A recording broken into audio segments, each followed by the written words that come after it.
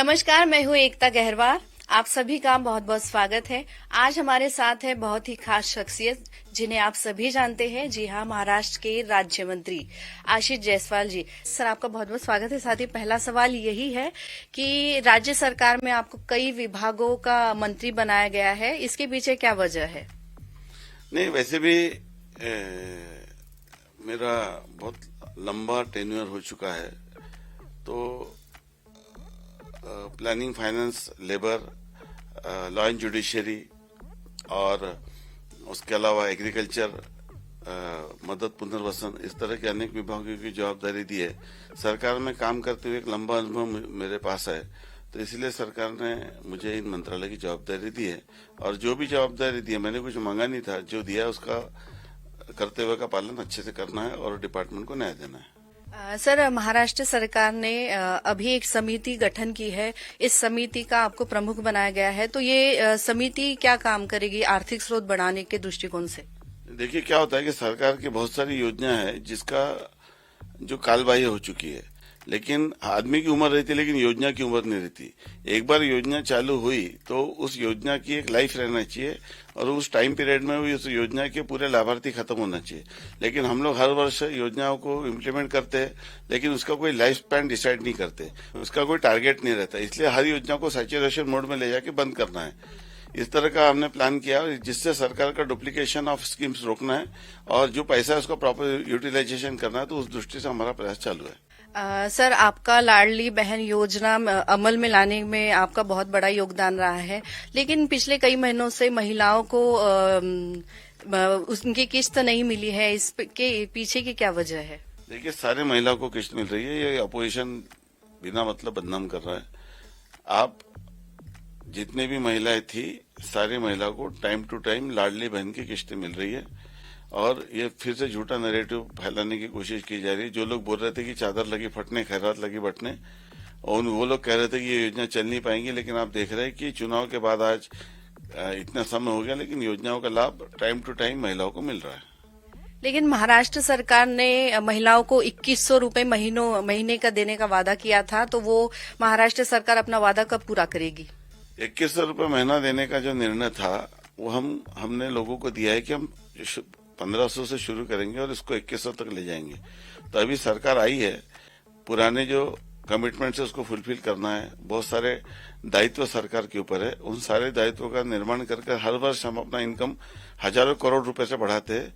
तो जैसे हम लोग का इनकम बढ़ता है, वैसे हम लोग उस इनकम का डिस्ट्रीब्यूशन का प्लान करते हैं। हमने किसानों को 1 रुपए में पीक बीमा दिया, हमने किसानों को नमो किसान के तहत सीएम किसान के निधि दिया। इस तरह से इतने सारी योजना, धान उत्पादक किसानों को बोनस दिया, एनडीआरएफ, एसडीआरएफ से ज्यादा निकष में जाकर लोगों को मदद की। उसके अलावा अनगिनत योजना है। अगर आप देखें तो 2024 ये वर्ष योजनाओं का वर्ष के रूप में जाना जाता है। तो इतने सारी योजनाएं जब हमने इम्प्लीमेंट की, किसानों को हमने बिजली का बिल माफ किया है 7.5 हाउस पावर तक का। इसके अलावा मुख्यमंत्री युवा कार्य प्रशिक्षण योजना है, मुख्यमंत्री तीर्थदर्शन योजना है, इतनी सारी योजनाएं शुरू की गई है। तो उन योजनाओं को सुचारू रूप से चालू भी रखना है। इसीलिए पहले तो जो कमिटमेंट, जो योजना हमने चालू की थी, उसको पूरी तरह से यशस्वी करना है। और उसके बाद जब सरकार का इनकम बढ़ेगा तो हमको वो महिलाओं के 1500 को 2100 भी करना है। तो लोगों को इंतजार करना है। जैसी परिस्थिति कंट्रोल में आएंगी और इनकम बढ़ेगा, हम लोग महिलाओं का इनकम बढ़ा देंगे। सर, आपने अभी बताया कि कई योजनाएं सरकार ने शुरू की है, तो लाडली बहन योजना शुरू करने से इसका असर क्या वित्त विभाग पे पड़ा है, जिस वजह से योजनाएं बंद भी हो रही है? लेकिन आपने अभी कहा कि आपने शुरू की है कई योजनाएं। सारे नाटक करते आता, पैसे का नाटक करते नहीं आता।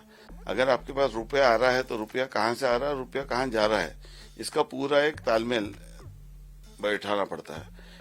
इनकम और एक्सपेंडिचर, इसका रेशियो भी मेंटेन करना पड़ता है। अगर आपको एक्सपेंडिचर बढ़ाना तो इनकम बढ़ाना पड़ेगा, और इनकम से और एक्सपेंडिचर में गैप नहीं दे सकते, जिससे मसूली त्रुट निर्माण होती है। और हम लोगों ने, महाराष्ट्र सरकार ने आर्थिक वित्तीय मर्यादा का कभी उल्लंघन नहीं किया है। जो जीएसडीपी का जिस एवरेज में जितना कर्जा लेना था, उससे ज्यादा कर्जे की लिमिट क्रॉस नहीं की गई है। जो रेवेन्यू डेफिसिट है वो भी 3% के ऊपर नहीं जाने दिया है। तो आप ये देखिए कि हम लोगों को फाइनेंशियल लिमिटेशन जो मर्यादा हमको प्लानिंग फाइनेंस डिपार्टमेंट ने, सेंट्रल गवर्नमेंट ने दी है, उसको हमने वायलेट नहीं किया है। इसीलिए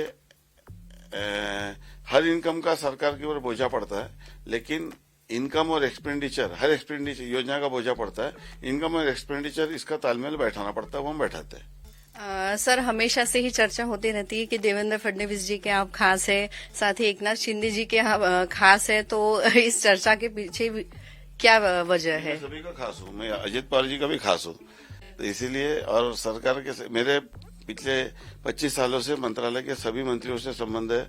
मैं विलासराव देशमुख जी से भी बहुत परिचित था, पृथ्वीराज चौहान जी से भी मेरे अच्छे थे, उद्धव ठाकरे जी से भी मेरे अच्छे संबंध थे। आप देखिए कि मैं कभी चुनाव में बहुत ज्यादा किसी के ऊपर या पॉलिटिक्स में किसी के ऊपर एग्रेसिव एलिगेशन नहीं करता, किसी के खिलाफ लूज टॉक नहीं करता, और मैं हमेशा एक कंस्ट्रक्टिव पॉलिटिक्स करने वाला आदमी हूँ। इसीलिए मैं कभी किसी की निगेटिव पॉलिटिक्स नहीं करता, इसलिए मेरे सबसे रिलेशन अच्छे। सर, एक और चर्चा ये भी हो रही है कि देवेंद्र फडणवीस के सरकार में कोल्ड वॉर जारी है, शुरू है, तीनों पार्टियों में अनबन चल रही है, क्या राय है आपकी इस पर? नहीं, वो तो मीडिया की खबर है। आप लोग अपना टीआरपी बढ़ाने के लिए एक एक न्यूज ऐसे छोड़ते रहते हैं। और दूसरी बात है कि एक हेल्दी कंपटीशन रहना भी चाहिए। सब पार्टियों में एक हेल्दी कंपटीशन है कि सबको अपनी अपनी पार्टी बढ़ाना है, सब अपना अपना काम करते हैं। तो एक जैसे स्पोर्ट में स्पिरिट रहता है, स्पर्धा होती है, वैसे पॉलिटिक्स में भी है। सर, यदि भारत और पाकिस्तान का युद्ध हुआ तो इस पर देश की यूं कहे महाराष्ट्र की जनता पर आर्थिक बोझ किस तरह से पड़ेगा? आप आर्थिक वित्त मंत्री हैं। नहीं, देखिए, जब लड़ाई होती है तो उसका परिणाम तो होता ही है। युद्ध का परिणाम, युद्ध हमारे बस में है, पर युद्ध का परिणाम हमारे बस में नहीं है। तो युद्ध को टालना इसलिए जरूरी होता है, लेकिन कोई आके हमारे घर में आके हमें चुनौती दे, और जिस तरह से पहलगाम की हल्ला हुई थी, ईंट का जवाब पत्थर से देना भी जरूरी है। उसके लिए कोई भी सेक्रीफाइस करना पड़ेगा, तो सारे देशों को करना पड़ता है, वो हिंदुस्तान भी करेगा। तो आपको लगता है कि करारा जवाब देना चाहिए? करारा जवाब देना चाहिए। पूरा देश इंतजार कर रहा है करारा जवाब का, और करारा जवाब देंगे, ऐसा हमें विश्वास है। सर, आपका सबसे पसंदीदा सब्जेक्ट है टूरिज्म, तो आपने कई वादे भी किए हैं टूरिज्म को लेकर। रामटेक में या फिर कहे महाराष्ट्र में आप टूरिज्म को लेकर क्या योजनाएं लेकर आ रहे हैं? देखिए, अभी हमारा जो जंगल है वो बहुत अच्छा हो चुका है, इसकी सफारी बहुत चल रही है। उसके अलावा हमने वाटर स्पोर्ट्स चालू किया है अभी पेंच के जंगल के अंदर, वाटर बोट चालू की है। इसके बाद हाउस बोट आने वाली है। उसके बाद मनसर का एक्सकेवेशन के ऊपर अभी हम लोग काम कर रहे हैं। उसके अलावा एएसआई की जो स्टेट ऑर्गेनाइज की साइड से उसको अच्छा कर रहा है। राम मंदिर का पूरी तरह से पुनरुत्थान करने का प्रयास चालू है। रामटेक में रोपवे का प्रोजेक्ट मंजूर है। उसके अलावा जो 52 या मोगर कसा है वो भी हम लोग अभी डेवलप कर रहे हैं। तो एक टूरिज्म से हमारे यहाँ की जो इकोनॉमी उसको बूस्ट करने का प्रयास चालू है। बहुत बड़े प्रमाण में टाइगर की साइटिंग भी हो रही है, जिप्सी भी जा रही है। और अभी जैसी, ये तो समर है, लेकिन विंटर में हमारे यहाँ टूरिस्ट का बहुत बड़ा फुटफॉल होता है, और बहुत सारे टूरिस्ट हमारे यहाँ पर आते हैं। उनकी संख्या में इजाफा होते जा रहा है, और होते रहेगा। उससे हमारी इकोनॉमी बूस्ट होती रहेगी।